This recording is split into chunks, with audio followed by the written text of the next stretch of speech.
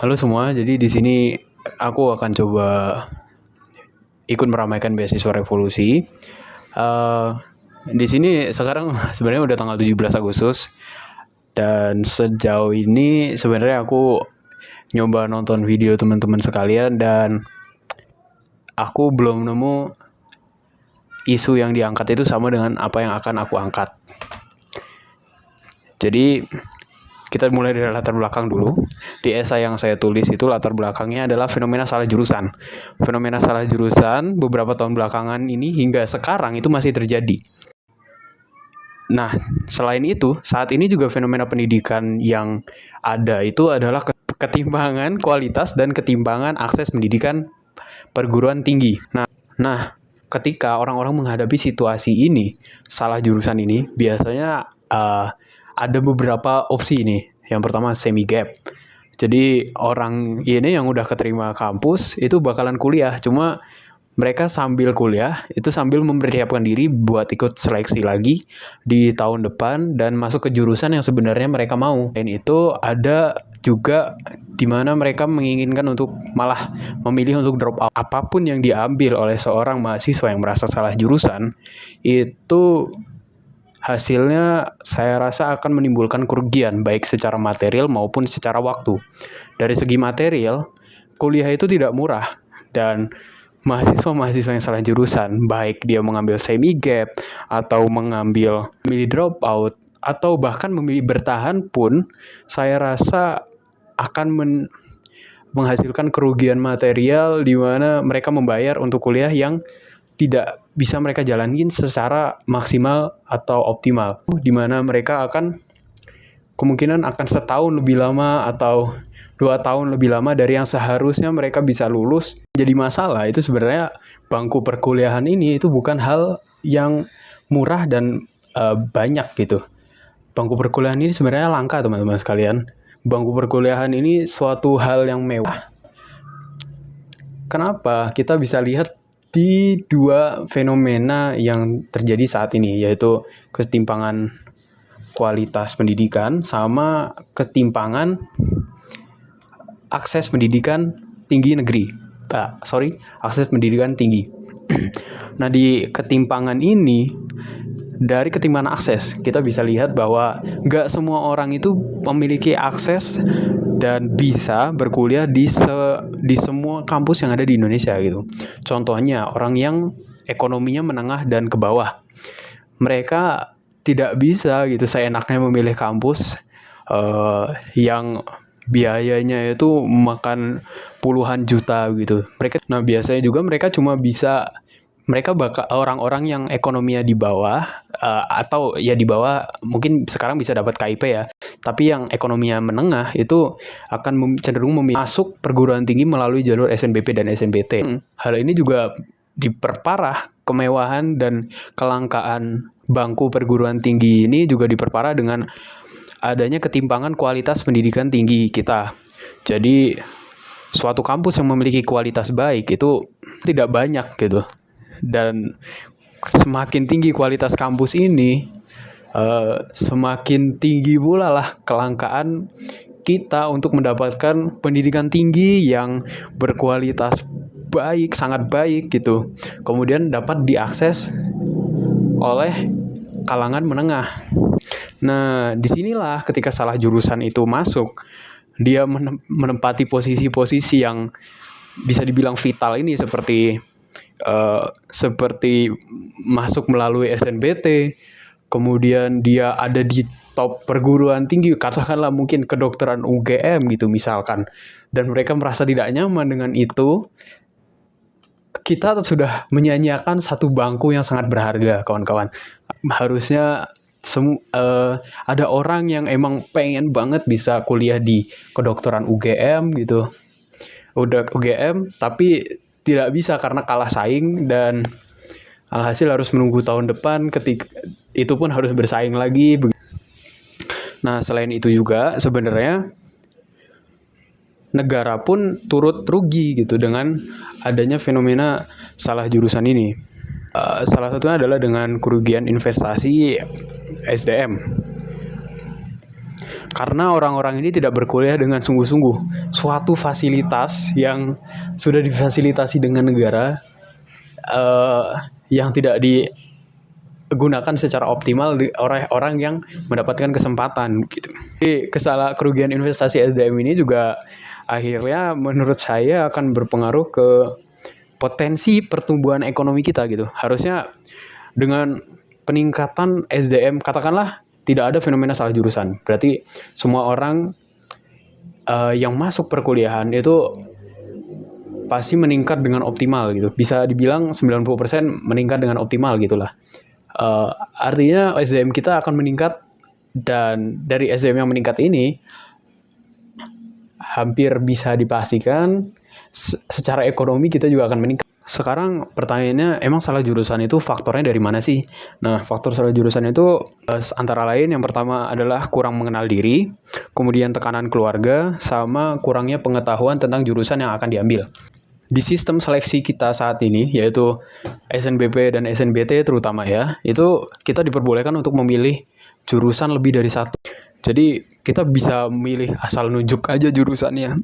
Jadi kita bisa memilih asal saja jurusannya dengan yang penting kuliah gitu. Itu juga bisa terjadi gitu. Itu bisa dengan sistem SNBT dan SNBP saat ini.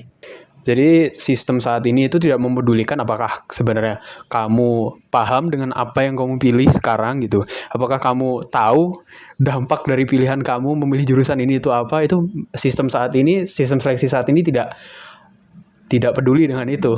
Masalah-masalah yang tadi udah kita bahas itu, aku kepikiran satu solusi yang aku rasa bisa meminimalisir faktor-faktor kenapa terjadinya salah jurusan. Solusinya adalah kita perlu mengadakan satu lagi bahan pertimbangan pada tahap seleksi masuk perguruan tinggi, yaitu personal statement. Oke, personal statement itu apa? Personal statement itu adalah sebuah surat yang menjelaskan mengapa seorang menginginkan suatu hal. Nah, isinya itu antara lain background, latar belakang, alasan-alasan pribadi, terus pengalaman, prestasi, ya juga tujuan dan rencana masa depannya itu mau bagaimana dan mau kemana. Juga bisa dicantumkan hal-hal personal lain seperti ide, gagasan, begitu. Nah, sebenarnya seleksi masuk perguruan tinggi dengan personal statement itu udah dilakukan di UK.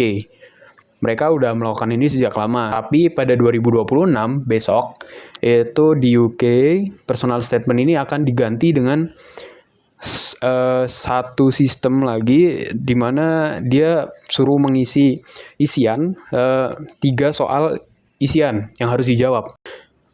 Alasan mereka mengganti personal statement ini dengan 3 pertanyaan itu, yang pertama karena mereka merasa personal statement ini tidak fair gitu, tidak adil gitu. Ada orang-orang yang bisa membayar atau memiliki akses berkonsultasi dengan profesional dan ada yang tidak. Nah, sekarang kita kembali kepada usulan solusi saya, bagaimana bentuk personal statement yang saya ajukan. Nah, saya berpendapat nantinya personal statement ini kerangkanya sudah fix gitu. Jadi ada pertanyaan-pertanyaan yang emang wajib dijawab, tapi emang bentuknya dia esai. Pertanyaan-pertanyaannya itu minat gitu.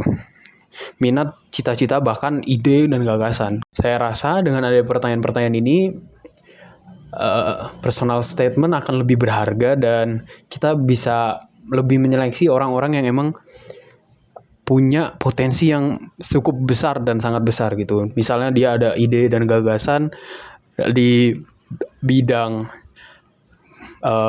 antropologi atau mungkin sosiologi begitu, yang nantinya akan mendorong teknologi kita gitu untuk berkembang. Mengapa personal statement ini juga menjadi solusi terkait salah jurusan?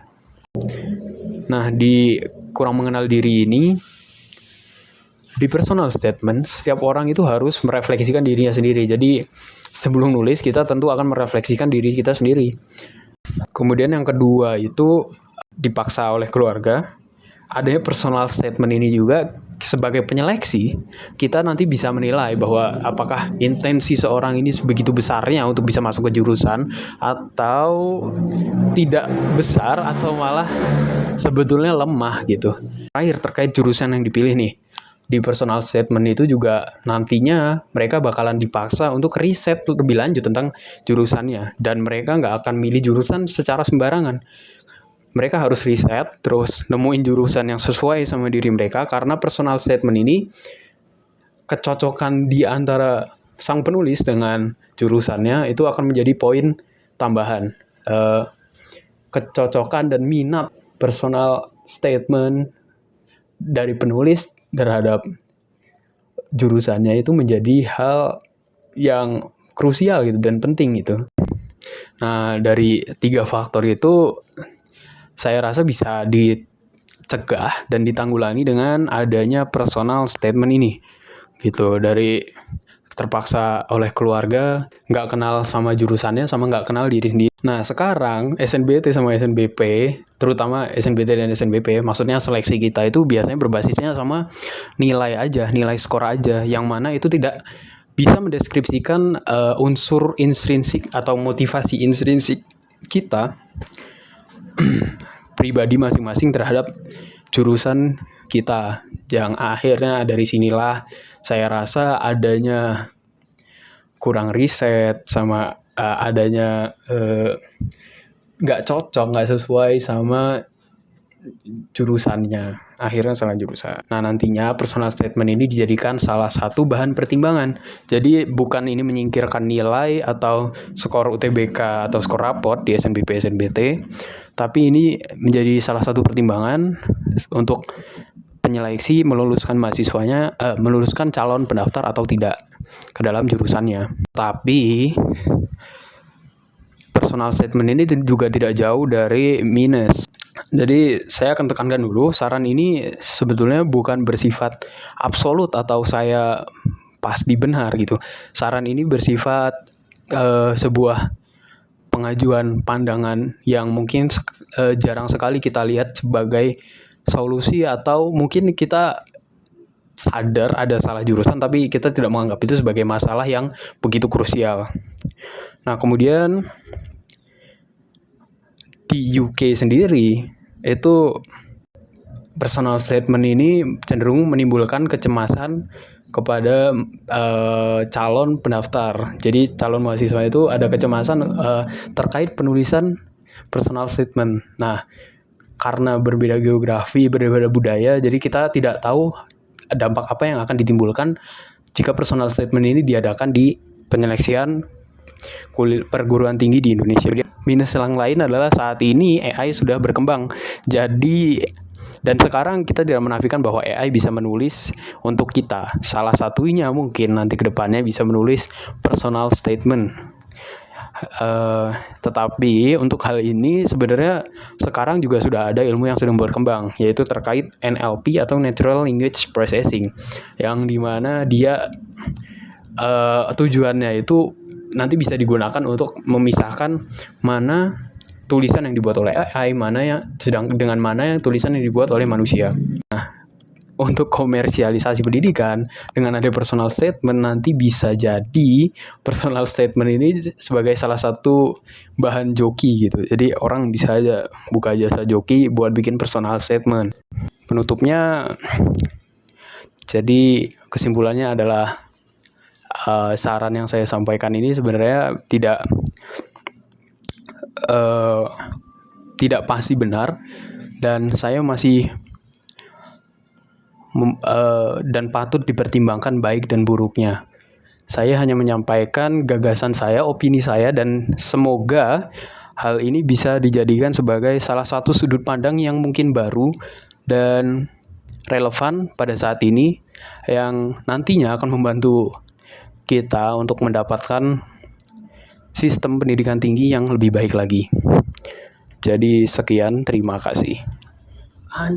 Salah jurusan itu adalah hal yang harus kita mulai minimalisir dan sesegera mungkin, karena dengan perasaan salah jurusan kita cenderung tidak menikmati apa yang kita lakukan. Kita tidak bisa belajar dengan optimal